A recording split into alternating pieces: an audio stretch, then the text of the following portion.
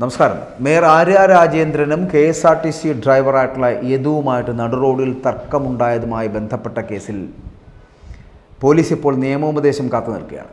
നിയമോപദേശം കിട്ടിയ ശേഷം മാത്രം തുടർന്ന് നടപടികൾ മതി എന്നാണ് നിലപാട്. എന്നാൽ യദു ലൈംഗിക ചേഷ്ട കാണിച്ചതിന് തെളിവ് കണ്ടെത്താനാകാത്തത് അന്വേഷണ സംഘത്തിന് വലിയൊരു വെല്ലുവിളിയായി തീരുകയും ചെയ്തിട്ടുണ്ട്. ഡ്രൈവറായിട്ടുള്ള യദു മേയർ ആര്യ രാജേന്ദ്രനെ ലൈംഗിക ചേഷ്ടയുള്ള ആംഗ്യം കാണിച്ചതിനും അമിത വേഗത്തിൽ വാഹനം ഓടിച്ചതിനുമുള്ള തെളിവുകളാണ് പോലീസ് ഇപ്പോൾ അന്വേഷിച്ചുകൊണ്ടിരിക്കുന്നത്. എന്നാൽ ബസ്സിലെ CCTV ക്യാമറയിലുള്ള മെമ്മറി കാർഡ് കാണാതായതോടെ ലൈംഗിക ചേഷ്ട കാണിച്ചോ എന്ന കാര്യം സ്ഥിരീകരിക്കുവാൻ കഴിയാത്ത അവസ്ഥയിലായിരിക്കുകയാണ് ഇപ്പോൾ പോലീസ്. ഒപ്പം തന്നെ ബസ്സിൻ്റെ വേഗപ്പൂട്ട് പ്രവർത്തനരഹിതമായിരുന്നതിനാൽ അമിത വേഗത്തിലായിരുന്നോ എന്നും സ്ഥിരീകരിക്കാനാവുന്നില്ല. ഇതിനിടയിലാണ് മേയർക്കെതിരെയുള്ള ഔദ്യോഗിക കൃത്യനിർവഹണം തടസ്സപ്പെടുത്തി എന്ന പരാതിയുമായിട്ട് ഡ്രൈവറായിട്ടുള്ള യദു കോടതിയെ സമീപിച്ചതും തുടർന്ന് പോലീസ് കേസെടുത്തത്. ലൈംഗിക അധിക്ഷേപ കേസിൽ പ്രതിയായിട്ടുള്ള ആൾ തന്നെ തനിക്കെതിരെ പരാതി നൽകിയ സ്ത്രീകൾക്കെതിരെ മറ്റൊരു പരാതി നൽകിയത് പോലീസിനെ കുഴക്കുകയാണ്. ഇക്കാര്യങ്ങളിൽ വ്യക്തതയ്ക്ക് വേണ്ടിയാണ് ഇപ്പോൾ ഇവർ നിയമോപദേശം തേടിയിരിക്കുന്നത്. നിയമോപദേശം ലഭിച്ച ശേഷം മാത്രമായിരിക്കും കോടതിയിൽ അന്വേഷണ റിപ്പോർട്ട് സമർപ്പിക്കുന്ന ഒരു സാഹചര്യം ഉണ്ടാകുക. അങ്ങനത്തെ ഒരു നിലപാടിലാണ് ഇപ്പോൾ പോലീസ് നിൽക്കുന്നത്. ഇതിനിടെയാണ് ഇപ്പോൾ മേയറുടെ രഹസ്യമൊഴി രേഖപ്പെടുത്തുവാൻ വേണ്ടിയിട്ട് തിരുവനന്തപുരം മജിസ്ട്രേറ്റ് കോടതി തീരുമാനം അറിയിച്ചിരിക്കുന്നത്. ഇതോടെ എത്രയും വേഗം അന്വേഷണ റിപ്പോർട്ട് സമർപ്പിക്കുവാൻ പോലീസ് നിർബന്ധിതമാകും എന്നുള്ളതാണ്.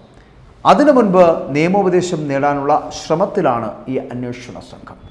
പക്ഷേ ഒരു കാര്യം വ്യക്തമാക്കേണ്ടതുണ്ട്. ആര്യ രാജേന്ദ്രനും യദുവും തമ്മിലുള്ള യുദ്ധം നടക്കുമ്പോഴും ഈ നിയമോപദേശം നടക്കുമ്പോഴുമൊക്കെ ഇവിടെ എന്തുകൊണ്ടാണ് വളരെ കൃത്യമായി ലൈംഗിക ചേഷ്ട കാണിച്ചു, മേയർ ആര്യ രാജേന്ദ്രനെതിരെ ഈ ഡ്രൈവർ യദു ലൈംഗിക ചേഷ്ട കാണിച്ചു എന്നുള്ള വാദമുണ്ടായിരുന്നു, വിമർശനമുണ്ടായിരുന്നു. പക്ഷേ ആ കാണിച്ചതിന് തെളിവ് ലഭിക്കുന്നില്ല. അത് തെളിവ് കണ്ടെത്താനാകാത്തത് അന്വേഷണ സംഘത്തെ കുഴപ്പിച്ചിട്ടുണ്ട്. എന്നാൽ അതേസമയം ആർക്ക് വേണ്ടിയിട്ടാണോ ആ ബസ്സിൽ നിന്നും മെമ്മറി കാർഡ് എടുത്തു മാറ്റിയത്, അവരെടുത്തു മാറ്റിയപ്പോൾ നഷ്ടപ്പെട്ടു പോയത് ഈ ആംഗ്യചേഷ്ട കാണിക്കുന്നുണ്ട് എന്നുള്ള മേയറുടെ വാദം അത് സ്ഥിരീകരിക്കുവാൻ കഴിഞ്ഞിട്ടില്ല എന്നുള്ളതാണ്. ഇനി സച്ചിൻ ദേവ് MLA ബസ്സിൽ കയറി ബഹളം വെച്ചതുമായി ബന്ധപ്പെട്ടിട്ടാണ് അതറിയിക്കാതിരിക്കാൻ, പൊതുസമൂഹം കാണാതിരിക്കുന്നതിന് വേണ്ടി മാത്രം തന്നെയാണ് മെമ്മറി കാർഡ് ആരാണെങ്കിലും അതിൽ നിന്ന് എടുത്തു മാറ്റിയത്.